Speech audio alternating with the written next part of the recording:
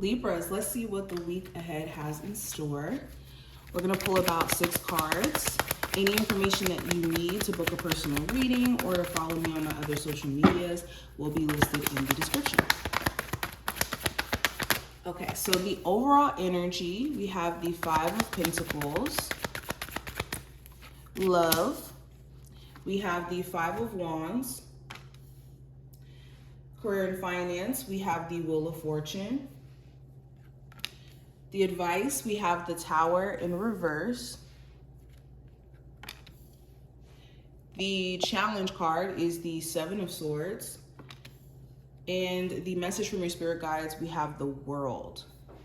Interesting, you have some major cards here. We have the World, we have the Tower, and we also have the Wheel of Fortune.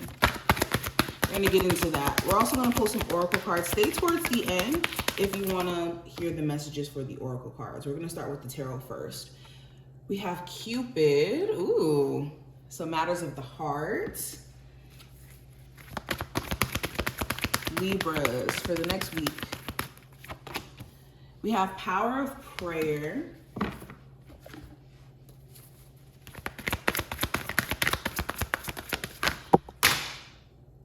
Okay, all my cards are gonna fall. And we have home. Okay. So the first card, the overall energy represented by the 5 of Pentacles. This is a time where you're wanting to abandon things that just kind of take away from you. The 5 of Pentacles talks about an energy drain because the Pentacles is connected to our physical bodies, is connected to our physical resources, just the physical plane, period. And with this 5 energy, not only does 5 represent the energy of change, but in the tarot, it can represent some sort of loss in a way. So you're removing yourself from situations that kind of take away from your personal sense of self-worth. Whether this is a relationship, family-wise, love-wise, work-wise, that feels like it's degrading. And then you being connected to, you know, this person, this situation, it's draining you. You could also be seeing how there's certain health habits that maybe you've been participating in that's been taking away from your physical health and you feeling your best. Maybe you've been feeling very lethargic or just tired, not like yourself. With the 5 of Pentacles here too, if you've been struggling with any lack or fear around money, or constantly being in this state of worrying around money and wondering if you're going to have enough, you're going to be addressing certain insecurities or worries connected to money, or even just lack, period. If you have this fear of not attracting genuine love or attracting the career or something that's connected to your passions that you could be doing, or making money through your passions. Now, with the energy around love, I have the 5 of Wands. So there could be some drama. You could be dating somebody who's connected to someone else, or they could be keeping their options open, and the problem becomes them trying to deal with you and then also dealing with multiple other people. And this could be a vice versa situation. You could be the one who's dating multiple people and trying to keep your options open, and maybe you have like a tough crowd of people that you're dating, and maybe you haven't found that one person for you, because there could be slight cons that you're noticing within your dating life, period, through all the people that you could be dating. There could be something that you're pointing out or seeing. But yeah, with the 5 of Wands, it feels like there's just other people butting into a connection here, whether this is, you know, the person that you're dating, their friends, their family, an ex. And it could be just clear drama that you don't want to be involved in. On a personal level, you could be just conflicted. Should you give this person another chance? Should you not? Should you trust them? Should you not? It could just be a lot of fighting with yourself energy-wise. Now, career-wise, I have the Wheel of Fortune. So there's changes that are happening around your career for the better. And for some of you guys, you could perceive some changes that could be happening for the worse. There could be just changes in general. The Wheel of Fortune is one of those cards where there's change is happening and it could happen for better or for worse. It really depends on what you're doing in the midst of, again, things changing, and also what you're doing to shift with this change and adjust with this change. So you could be realizing that there's certain things that's happening career-wise that you're just having to adjust to, or you may need to change up your strategy a little bit instead of doing things in a predictable way, but maybe, trying a new approach. You could even be just desiring a change in field or a change in direction, something that's going to make you feel excited,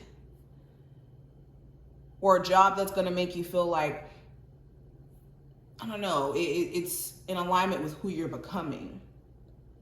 Because who you are as a person could be evolving, so your career goals could be evolving too.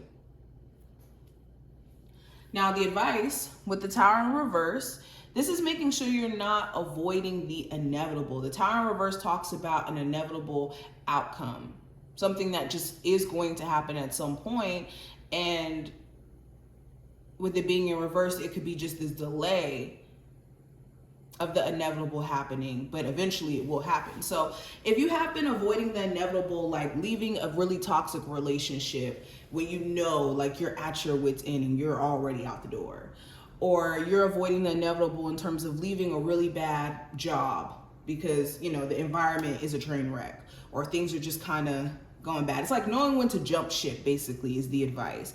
Knowing when to jump ship, and where there's already been a tower moment where things have been exposed to you in terms of, outdated structures or foundations that just don't work for you anymore. This is taking the time now to rebuild and to learn from that tower moment and see how you can maybe structure things a little bit differently this time around in your relationships, in your life, around your finances, whatever this tower moment may have consisted of. Now, the challenge, I have the Seven of Swords. So the challenge may be avoidance. You could be dealing with somebody who's very avoidant in terms of their feelings, their emotions, or just being untruthful. Like they don't know how to be truthful if you put the truth right in front of their face. This could also be a vice versa thing where you could be avoiding someone because you don't really know what to say to them after something, you may have did a little sneaky. And maybe you don't know how to approach that conversation. You also could just be one to avoid someone solely out of thinking that this is the best thing for you to do. Maybe they've been making you feel like they've been playing in your face, so you don't want to entertain it. But beyond that, yes, with the Seven of Swords, there's certain things that you've been avoiding or putting off that now it's kind of catching up to you. So maybe this is like certain bills, or there's certain tasks in your business that you need to take care of and now it's kind of catching up, or certain projects that you've started and then like completely stopped. And now it's like, okay, let me hurry up and catch up. So yeah, so whatever you've been putting off, it could be coming back up for you to have to work through or deal with. Now, the message from your spirit guides with the World card, Spirit wants you to kind of learn from it all, like everything that you've had to experience up until this point. And with this cycle in your life that's coming to a close, there's so much wisdom to gain from what you've been through. Not just for you to be like, okay, I'm done with that cycle, moving on. No, there's key lessons, key information that you could take from your experiences, and that could help you navigate your future in a more successful way. Also, Spirit wants you to pat yourself on the back for the fact that you're successfully closing some sort of cycle out in your life, whether this is, a cycle of addiction, or a cycle of being heartbroken, a cycle of being in depression. Spirit wants you to pat yourself on the back. But going further, so we have Power of Prayer as the first oracle card here. It says, Give the situation to God for uplifting and healing. Be open to miracles. Heaven's unlimited resources, love, and answers are awaiting your prayers. Be sure to open up to the divine guidance of God, or the divine guidance God gives you to, or in response to your prayers, excuse me. So yes, a lot of the things that you've been praying for, you've been asking your spiritual team for prior to this week, your spiritual team could be showing you little glimpses of those prayers being answered or your prayers being heard. Now, of course, patience is important because it could take some time for things in the spiritual realm that's happening to manifest in the physical. So just because it's not like an overnight process in terms of things shifting doesn't mean that you're not being looked out for on a spiritual level. Also with the home card here, this talks to like your sense of security, safety, your foundation, your stability. So this is making sure that you are taking yourself out of the home. If you spend like too much time alone in your house, take yourself out of that environment. You don't have to go anywhere to spend money, but going to the park, getting out of the house could be something that really grounds you. Also, if it doesn't feel like home, like when it comes to dealing with somebody romantically, if this person doesn't make you feel safe, if it feels like you're constantly in the state of like a lack of security or having to wonder if this person is being genuine or real, you may have to reassess if that's for you. Okay, anything that doesn't feel safe, secure, or is offering a sense of security to you, you want to be mindful of giving your energy to it this week. Some of you guys also may be getting like a literal new home or moving places. But the last card we have here is Child. And this card reads, let me make sure you could actually see it. It says, we send great waves of love into your heart and mind, awakening your love for life itself. Your clear decision to accept and enjoy romance has triggered this reawakening. Allow yourself to spontaneously celebrate love in all of its glorious aspects. Okay, wait, did I say child? I meant to say Cupid. I don't know if I said child, but for some of you guys, something to do with the child may come up. I just randomly noticed that I said child. Anywho, with Cupid showing up, yes, there's going to be matters of the heart that's going to be a huge focus. But with Cupid, there could be this infatuation or this strong draw to someone. And there could be a lot of questions as to why that is, or why do you feel so into this person? Why do you feel so connected to this person? If you have any questions on whether or not you should continue to pursue the situation or what's going on, there could be some key events happening during this week. So pay attention to like the themes or the things coming up. There also may be somebody, if it's not you crushing on somebody, somebody's really crushing on you. And they could blatantly express this to you, or they could be showing little glimpses or signs of them being interested, but not blatantly saying it or trying to make it too obvious.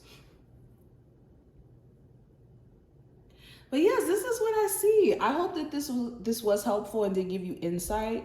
If you enjoyed, definitely thumbs up the video and subscribe, and I will see you in the next one.